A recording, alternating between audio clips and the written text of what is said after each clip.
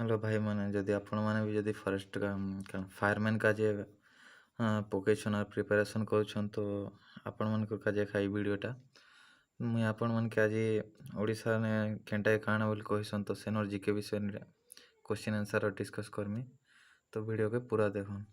तो फास्ट अच्छे ओडिशार शंख क्षेत्र बोली क्यों जगह कह जाए पुरी।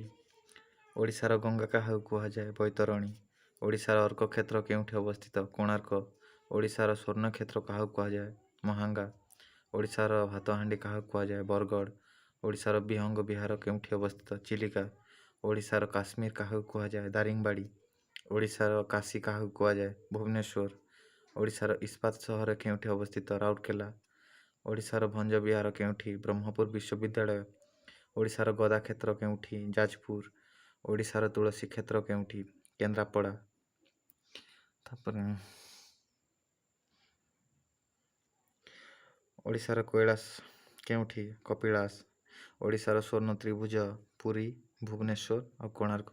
ओडिशार ज्योति विहार केउठी संबलपुर। ओडिशार कला पहाड़ कोणार्क ओडिशार कला पागोड़ा कोणार्क सूर्य मंदिर। ओडिशार धला पागोड़ा जगन्नाथ मंदिर। ओडिशार साबर क्षेत्र कोरापुट।